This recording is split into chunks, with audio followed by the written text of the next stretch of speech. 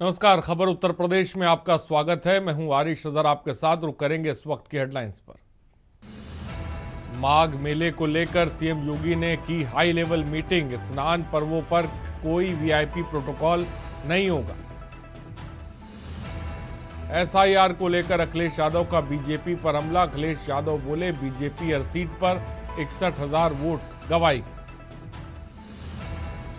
OP Rajbhar का अखिलेश पर जुबानी वार। बोले सपा सरकार में अपराध था बेलगाम, योगी राज में यूपी में अपराध, दंगा और कर्फ्यू पर विराम। कुलदीप सेंगर के बचाव में आए ब्रजभूषण सिंह। बोले उनके खिलाफ रची गई बड़ी साजिश, वे निर्दोष, सीबीआई से मिली रेप पीड़ित। लखनऊ में मुस्लिम समुदाय ने फूका बांग्लादेशी पीएम का पुतला। हिंदुओं पर हो रहे अत्याचार के विरोध में फूटा गुस्सा। उन्नाव में दो सगे भाइयों में हुआ खूनी संघर्ष। सरेरात दोनों सगे भाइयों में हुई चाकूबाजी, एक की मौत। आप देख रहे हैं के न्यूज, खबरों का सारथी। और लखनऊ से खबर है, शीतलहर को लेकर अलर्ट मोड पर योगी सरकार। गरीबों और निराश्रितों के प्रति सरकार संवेदनशील। शीतलहर से बचाव के संसाधन मुहैया कराएगी सरकार। योगी सरकार चलाएगा वृहद राहत अभियान। प्रदेश में स्थापित किए जा चुके हैं 1247 रैन बसें।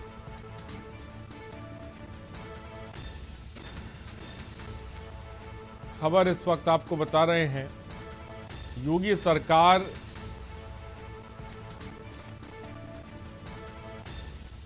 चलाएगी वृहद राहत अभियान।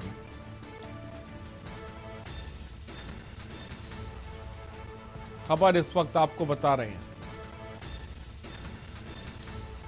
75 जनपदों में कंबल बांटे जाएंगे।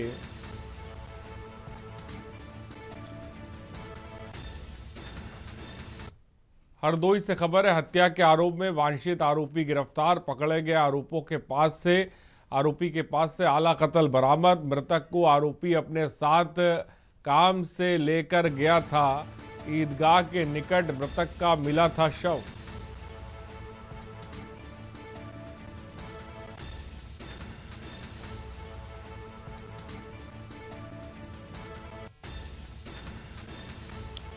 खबर इस वक्त आपको बता रहे हैं,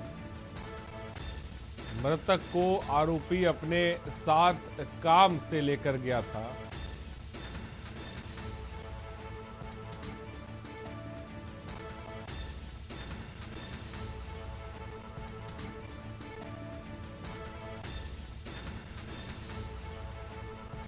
हरदोई के कछौना कोतवाली क्षेत्र का मामला।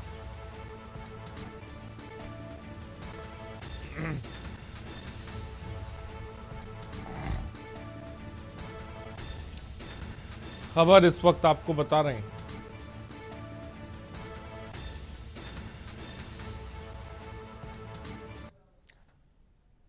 लखनऊ से खबर है, आस्था से जुड़ा बेशकीमती घोड़ा चोरी। ताल कटोरा करबला में हुई चोरी की वारदात। घोड़ा ढूंढने वाले को घोषित 50,000 का इनाम।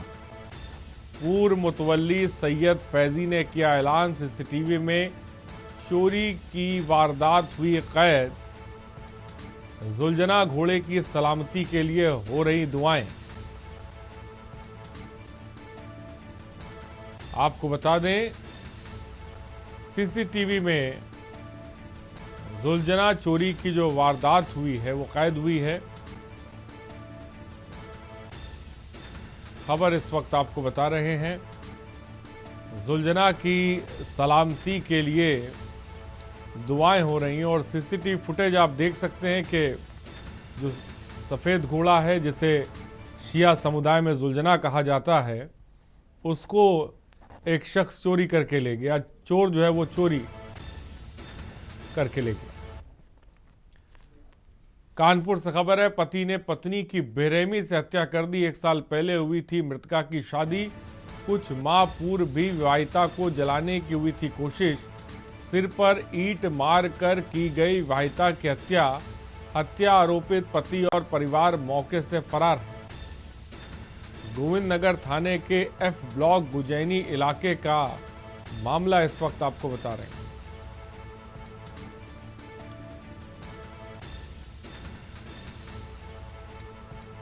खबर इस वक्त आपको बता रहे हैं।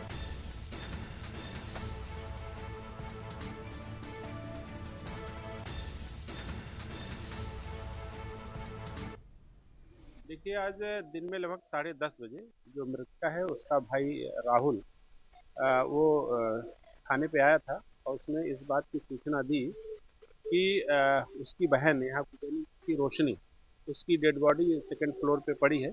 उसके सर में काफ़ी चोटें हैं और ब्लड निकल रहा है और इसमें सारे अधिकारियों द्वारा घटनास्थल का निरीक्षण किया गया है। फॉरेंसिक टीम के द्वारा भी घटनास्थल का निरीक्षण किया गया है। हमको जानकारी भतीजे द्वारा जानकारी मिली कि चाचा यहाँ ताला है, सब लाइटें बंद हैं, बाहर से ताला लगा है और कोई आवाज़ बुलाने पर कोई आवाज़ नहीं आ रही है। और हम बगल में पूछा तो कहा कि लड़ाई हुई है और तब से कोई हमें जानकारी नहीं। जब हम भतीजे द्वारा 112 नंबर डायल किया, पुलिस आई तो पुलिस ने कहा कि थाने जाइए, थाने की पुलिस ये ताला तोड़वाएगी। तो हम चौकी गए, चौकी में दरोगा साहब आए, उनके द्वारा ताला तोड़ा गया। उन्नाव से खबर है, दो सगे भाइयों में हुआ खूनी संघर्ष, एक की मौत। सरे रात दोनों सगे भाइयों में चाकूबाजी हुई। चाकूबाजी की वारदात से मचा हड़कंप। छोटे भाई शिवम ने बड़े भाई पर किए चाकू से वार। सत्यम के पेट और गर्दन पर कई वार किए गए।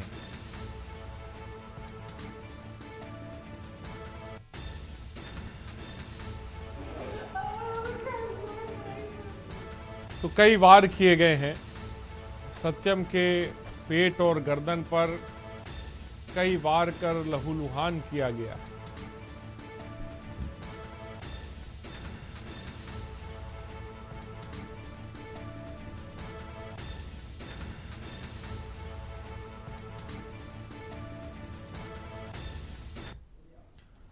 और अमरोहा से खबर है, तेज रफ्तार ने ली बुजुर्ग की जान। कार ने बाइक सवार किसान को कुचला है। 60 वर्षीय इरफान खां की मौके पर मौत। सीएनजी पेट्रोल पंप के पास हुआ दर्दनाक हादसा। हादसे के बाद कार चालक गाड़ी छोड़कर फरार है। परिजनों और ग्रामीणों ने हंगामा किया है। पुलिस ने शव को पोस्टमार्टम के लिए भेजा है।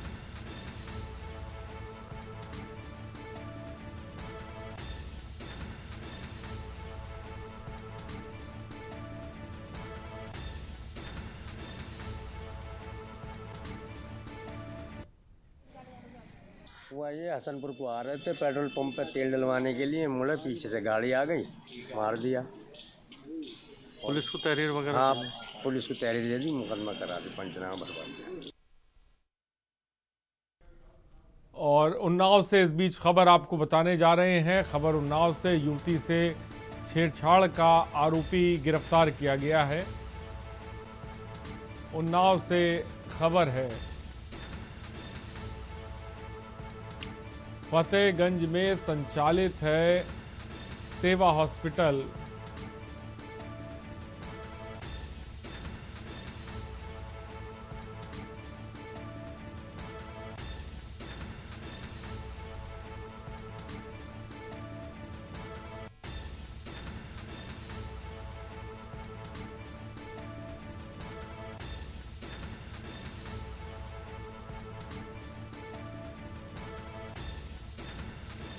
हसनगंज कोतवाली क्षेत्र का है छेड़छाड़ का पूरा मामला।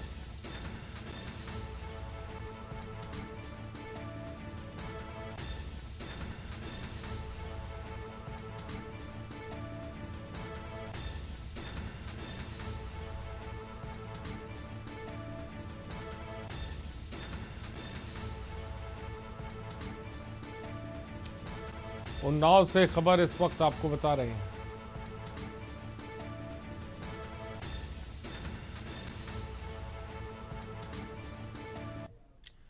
और प्रयागराज से खबर है, माघ मेला 2026 की मिनी महाकुंभ जैसी तैयारियां हो रही हैं। माघ मेले 3 जनवरी से शुरू होकर 15 फरवरी तक चलेगा। इस दौरान 12 से 15 करोड़ श्रद्धालुओं के आने की उम्मीद है।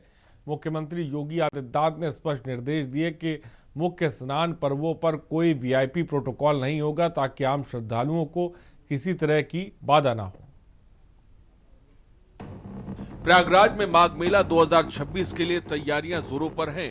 जो 3 जनवरी 2026 से शुरू होकर 15 फरवरी 2026 तक चलेंगी, जिसमें संगम तट पर श्रद्धालु बड़ी संख्या में आएंगे। हालांकि जमीन आवंटन और व्यवस्थाओं को लेकर साधु संतों के विरोध प्रदर्शन और प्रशासन के बीच कुछ विवाद भी चल रहे हैं, क्योंकि इस बार गंगा की कटान से क्षेत्रफल कम हुआ है और बड़े संस्थानों को प्राथमिकता दी जा रही है, जिससे छोटे शिविरों को जगह नहीं मिल पा रही है। इन सब के बीच सीएम योगी आदित्यनाथ ने अधिकारियों के साथ हाई लेवल बैठक की। उत्तर प्रदेश के मुख्यमंत्री योगी आदित्यनाथ ने अफसरों को साफ कहा कि माघ मेला केवल आस्था का आयोजन नहीं है, बल्कि भारत की सनातन परंपरा, सामाजिक अनुशासन और प्रशासनिक दक्षता का सजीव उदाहरण है। उन्होंने कहा कि मेले में देश विदेश से आने वाले श्रद्धालुओं को सुरक्षित, स्वच्छ और सुव्यवस्थित वातावरण उपलब्ध कराना सरकार की सर्वोच्च प्राथमिकता है। मुख्यमंत्री ने अपने सरकारी आवास पर एक उच्च स्तरीय बैठक में प्रयागराज में आयोजित होने वाले माघ मेला 2026 के तैयारियों की विस्तृत समीक्षा के बाद कहा कि संगम पर कल्पवास स्नान और साधना की परंपरा भारतीय संस्कृति चेतना की आत्मा है। इस वर्ष 15 से 25 लाख श्रद्धालु केवल कल्पवासी होंगे। राज्य सरकार द्वारा जारी एक बयान के मुताबिक महाकुंभ के सुव्यवस्थित आयोजन के बाद माघ मेला 2026 को लेकर देश और दुनिया में विशेष उत्साह है। ये मेला समाज को संयम, समरसता और सेवा का संदेश देता है। सीएम योगी ने कहा कि कभी विभाग आवासीय समन्वय के साथ समयबद्ध ढंग से कार्य पूर्ण करे। माघ मेला 2026 ऐसे आयोजन बने जिसमें आस्था, सुरक्षा, स्वच्छता, नवाचार और संवेदनशील प्रशासन सभी का संतुलित और प्रभावी स्वरूप दिखाई दे। मुख्यमंत्री ने अधिकारियों को निर्देश भी दिए कि व्यवस्थाओं में आध्यात्मिक गरिमा बनी रहे, लेकिन किसी भी स्तर पर अव्यवस्था या असुविधा न हो। उन्होंने गृह विभाग को निर्देश दिए कि प्रमुख स्नान पर्वों पर किसी तरह का वीआईपी प्रोटोकॉल न दिया जाए। इस संबंध में आवश्यक सूचना जारी की जाए। बैठक में प्रयागराज के मंडलायुक्त ने बताया कि माघ मेला 2026 का आयोजन 3 जनवरी से 15 फरवरी 2026 तक कुल 44 दिनों तक होगा। इस दौरान पौष पूर्णिमा, मकर संक्रांति, मौनी अमावस्या, बसंत पंचमी, माघ पूर्णिमा और महाशिवरात्रि जैसे प्रमुख स्नान पर्व पड़ेंगे। पूरा मेला काल में 12 से 15 करोड़ श्रद्धालुओं के आने का अनुमान है, जबकि मौनी अमावस्या जैसे प्रमुख पर्व पर एक ही दिन में 3.5 करोड़ से अधिक श्रद्धालुओं के संगम स्नान की संभावना है।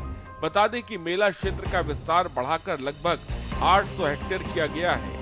सेक्टरों की संख्या 5 से बढ़ाकर 7 कर दी गई है। स्नान घाटों की कुल लंबाई में पिछले माघ मेले की तुलना में लगभग 50% की वृद्धि की गई है। माघ मेले में कल्पवास का महत्व है। ब्रह्म पुराण के अनुसार पौष शुक्ल एकादशी से माघ शुक्ल एकादशी तक कल्पवास का विधान है, जबकि वर्तमान में पौष पूर्णिमा से माघ पूर्णिमा तक कल्पवास की परंपरा प्रचलित है।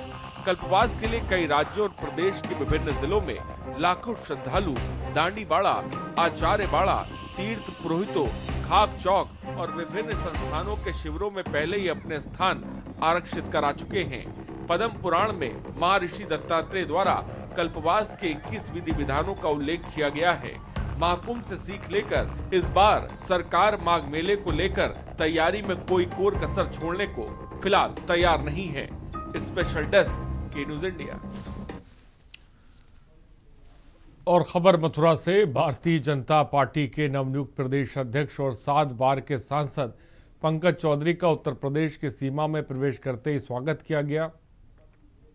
हरियाणा से यूपी में प्रवेश के दौरान कोटवन बॉर्डर पर भाजपा कार्यकर्ताओं ने उत्साह और जोश के साथ उनका अभिनंदन किया। इस अवसर पर कार्यकर्ताओं ने पंकज चौधरी को दुपट्टा, 21 किलो फूलों की माला, साफा, भगवान श्री कृष्ण की बांसुरी, गदा, गाय माता का स्मृति चिन्ह और शॉल भेंट कर सम्मानित किया।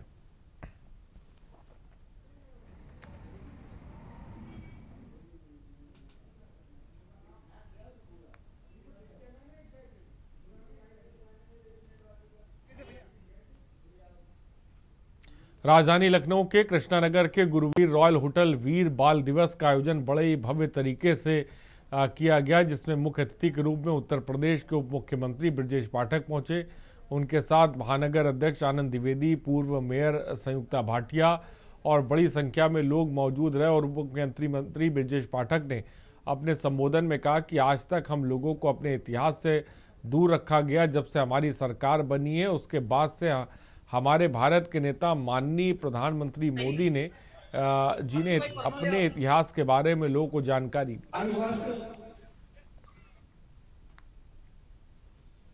आज बाल दिवस मनाया गया है। हमारे साथ डिप्टी सीएम ब्रजेश पाठक जी हैं। बात करते हैं कि क्या रहा सर आज बाल दिवस। आज वीर बाल दिवस के अवसर पर जो वीर साहबजादे पूज्य गुरु गोविंद सिंह जी के उनका जो जीवन चरित्र था उस पर हम लोगों ने प्रकाश डाला है और जन जन तक सिख समाज के योगदान को पहुंचाने के लिए, किस ढंग से सनातन संस्कृति की रक्षा करने के लिए सिख समाज ने अपने प्राणों की आहुति दी है।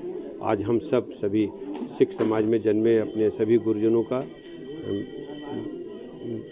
स्मृतियों को नमन करते हैं, उन्हें श्रद्धा समर्पित करते हैं और सिख समाज को इस बात का मैं भरोसा दिलाता हूं कि हमारी पूरी सरकार, पूरी पार्टी सिख समाज के साथ खड़ी है। तो इससे पहले सनातन धर्म के बारे में और वीरों के बारे में जानकारियां नहीं दी जाती थी, इस पर क्या कहते हैं? देखिए, इतिहास को, सच्चे इतिहास को देश के सामने नहीं रखा गया। कांग्रेस ने केवल तुष्टीकरण की पॉलिटिक्स के तहत ऐसा किया। अब माननीय प्रधानमंत्री नरेंद्र मोदी जी के मार्गदर्शन की अगुवाई में सच्चाई से देश के लोगों को वाकिफ कराया जा रहा है। हमारे साथ ब्रजेश पाठक जी थे। उन्होंने साफ तौर से बताया है कि जिस तरह से आज वीर पुरुषों का और इतिहास को देश के बीच में रखा जा रहा है, वो हमारी पार्टी भाजपा और हमारे नेता नरेंद्र मोदी जी की एक अगुवाई में बहुत बड़ा काम है। के न्यूज़ इंडिया के लिए आनंद सिंह चौहान, लखनऊ। रुकते हैं एक ब्रेक के लिए, जल्द हाजिर होंगे।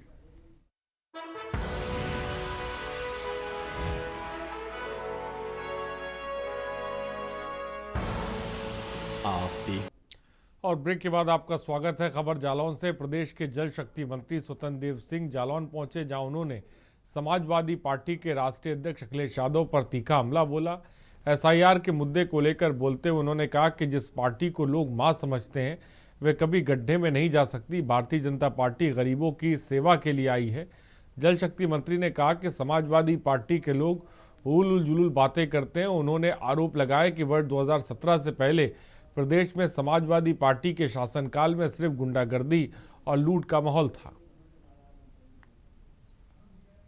इस पार्टी के कार्यकर्ता भारतीय जनता पार्टी को मां समझता और पंक्ति के अंतिम व्यक्ति का मान सम्मान बढ़ाने के लिए सरकार बनाता है और पंक्ति के अंतिम व्यक्ति को मान मिले, सम्मान मिले, भरपेट भोजन मिले, रहने को छत मिले, जो उसका जीवन का लक्ष्य है। और बिना इसके किए किसी की क्या कि भारतीय जनता पार्टी गड्ढे में जाए, कहीं जा सकती है, कहीं जा सकती है क्या? गरीबों की सेवा करने के लिए आई है भारतीय जनता पार्टी। और सपा जिस प्रकार की बातें करती है उल जलूल का, इस प्रकार की बात करना चाहिए। वंशवाद की पार्टियां हैं, परिवार 17 के पहले केवल गुंडागर्दी, भ्रष्टाचार, लूट खसोट, इसके अलावा उनके पास एजेंडा क्या था? उत्तर प्रदेश जल शक्ति मंत्री स्वतंत्र देव सिंह का उरई जालौन दौरा रहा, जहां पर उन्होंने समाजवादी पार्टी को जमकर लतेड़ा। उन्होंने कहा है कि समाजवादी पार्टी ने विकास तो नहीं किया अपने कार्यकाल में। 2017 से पहले प्रदेश भर में गुंडागर्दी चलती थी, लेकिन उन्होंने ये भी कहा है कि जिस तरीके से डबल इंजन की सरकार ने जो विकास किया है वो सामने दिखाई दे रहा है, चाहे वो बिजली हो, सड़क हो, पानी हो, शिक्षा हो या और अन्य और कार्य हो। इसमें लेकर जो उन्होंने विकास की जो बात करी है, तो साथ ही उन्होंने ये भी कहा है कि जिस तरीके से गुंडागर्दी और चरम सीमा पर 2017 से पहले थी, उसको कहीं ना कहीं विराम जरूर लगा है। स्वतंत्र देव सिंह ने जालौन में विकास कार्यों की समीक्षा ली और लोगों से रूबरू होकर बातचीत की। तरीके से उन्होंने ये कहा है कि जो विकास कार्य हम लोगों ने किए हैं वो कहीं ना कहीं दिखाई दे रहे हैं। कैमरा पर्सन मनीष पांडे के साथ माजिद अरमान, के न्यूज जालौन।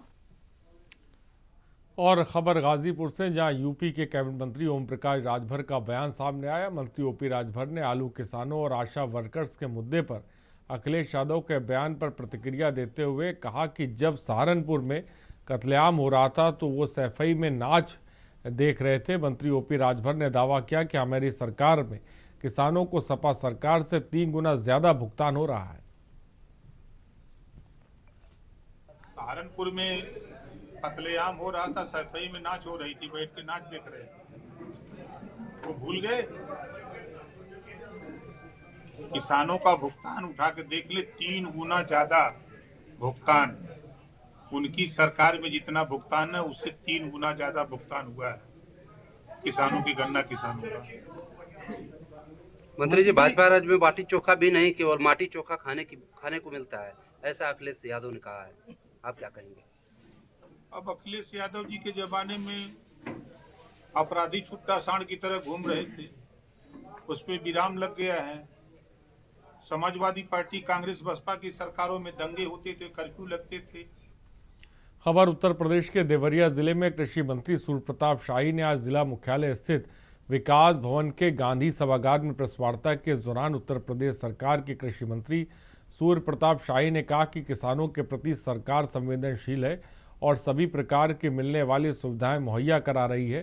प्रदेश के सभी जिलों में पूरा मात्रा उपलब्ध है और किसानों को धान की खरीद हो रही है। एक अन्य सवाल के जवाब में कृषि मंत्री सूर्य प्रताप शाही ने कहा कि हाल ही में लखनऊ में बीजेपी ब्राह्मणों के विधायकों की बैठक कर कड़ा एतराज करते हुए कहा कि इस तरह का कार्य करना उचित नहीं है।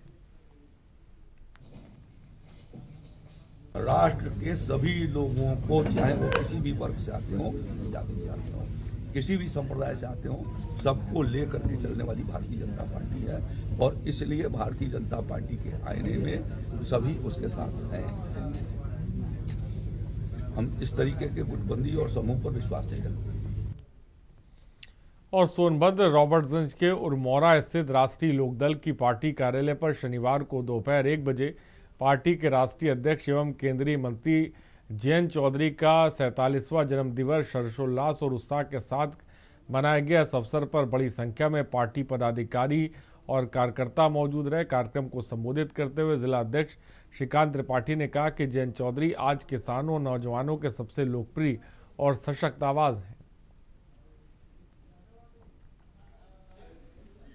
आज हम अपने राष्ट्रीय लोकदल के राष्ट्रीय अध्यक्ष एवं केंद्रीय मंत्री चौधरी जयंत सिंह जी का जन्मदिन मनाया जा रहा है और आज के परिवेश में हमारे चौधरी साहब जो अतीत राष्ट्रीय लोकदल के अतीत में थे, किसान मसीहा भारत रत्न चौधरी चरण सिंह जी के पदचिन्हों पर चलते हुए ग्रामीण क्षेत्रों के युवाओं के लिए, किसानों के लिए, मजदूरों के लिए जो आवाज़ और जो क्रियान्वयन कर रहे हैं, इसको मीडिया के माध्यम से, उद्यमिता के माध्यम से और अभी जो लॉन्च नब्बिया योजना जो लॉन्च की है गरीबों आदिवासियों के बच्चियों को पढ़ाने के लिए, ये निश्चित तौर पर चौधरी चरण सिंह जी की विचारधारा और जो उनके भविष्य के लिए, बच्चों के, ग्रामीण क्षेत्रों के युवाओं के भविष्य के लिए जो लकीर खींची थी हमारे चौधरी साहब ने, हमारे चौधरी जयंत सिंह जी उस पर चलते हुए।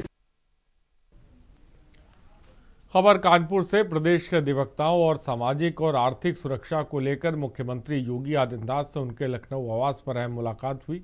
इस मुलाकात में कानपुर के विधायक सुरेंद्र मैथानी के साथ लॉर्ड्स एसोसिएशन के पूर्व अध्यक्ष पंडित रवींद्र शर्मा मौजूद रहे। अधिवक्ताओं ने जुड़ी कई महत्वपूर्ण मांगों को लेकर मुख्यमंत्री को ज्ञापन सौंपा और पंडित रवींद्र शर्मा ने आगे कहा कि महिला अधिवक्ताओं को सरकारी और गैर सरकारी, अर्ध सरकारी और प्राइवेट संस्थानों में जहां भी अधिवक्ताओं की नियुक्ति होती है वहां 30% आरक्षण दिया जाए। बिल्कुल सही आप कह रहे हैं। कल देर शाम हम लोग माननीय सुरेंद्र मैथानी जी के साथ माननीय मुख्यमंत्री जी से उनके आवास पर जाकर मिले, प्रतिवेदन दिया और वार्ता की कि अधिवक्ताओं की जो चिकित्सा व्यवस्था है उसके लिए आयुष्मान अधिवक्ता परिवारों को आयुष्मान से जोड़ दिया जाए, वरिष्ठ अधिवक्ताओं को अधिवक्ता पेंशन लागू की जाए, युवा अधिवक्ताओं को प्रोत्साहन राशि दी जाए और जो बुक्स अनुदान का 1 करोड़ कुछ रुपया बकाया उसको वितरित कराया जाए। साथ ही महिला अधिवक्ताओं के लिए 30% सरकारी, गैर सरकारी, अर्ध सरकारी, प्राइवेट जहां कहीं भी हैं उनको उसमें 30% आरक्षित किया जाए। साथ ही अधिवक्ताओं के सुरक्षा और जीवन रक्षा के लिए अधिवक्ता प्रोटेक्शन एक्ट लागू किया जाए, जिसके संबंध में हमने ये प्रतिवेदन माननीय मुख्यमंत्री जी को दिया। खबर एटा से, जहां नगर कोतवाली के अम्बेडकर नगर निवासी पेशे से राजमिस्त्री भूपेंद्र सिंह की सांसें थमने के बाद परिजन उनका शव लेने मेडिकल कॉलेज पहुंचे। उन्होंने विभागीय अधिकारियों को बताया कि मृतक ने करीब 7 साल पहले मेडिकल कॉलेज को लिखा पढ़ी में देहदान किया था। परिजनों ने की पहल पर मृतक का शव सुपुर्दगी में ले लिया गया और मेडिकल कॉलेज को दान में मिले भूपेंद्र सिंह के शव ज़रूरतमंदों को उपयोग में आएगा। इसलिए राजमिस्त्री पेशे के जरिए जीवन पर्याप्त लोगों के लिए आशियाना बनाते रहे और भूपेंद्र सिंह द्वारा मौत के बाद भी परोपकार की भावना से देहदान करने की शहरवासी सराहना करते हुए श्रद्धा जताते रहे। मुझे आज जानकारी प्राप्त हुई है श्री भूपत सिंह जी जो उनकी जिसका इंतकाल हो गया है, उन्होंने 2017 में ही अपना बॉडी डोनेट करने के लिए अलीगढ़ मेडिकल कॉलेज को डोनेट करने के लिए कंसेंट दिया था। उनके परिवार के लोग भी सहमत हैं। इसके लिए मेडिकल कॉलेज टीम को जो सूचित कर दिया गया है, मेडिकल कॉलेज की टीम यहाँ आ भी गई है और जो भी इसकी कार्रवाई लीगल प्रक्रिया होगी उसको पूरा करके दिया जाएगा। एक बहुत ही नेक कार्य है और इनके जो है देह दान देने से जो है मेडिकल कॉलेज में जो एक बॉडी मिलेगी उसको बच्चों को पढ़ने में काफ़ी आगे है। इस विषय पर सीएमओ साहब आप क्या मैसेज करना चाहते हैं?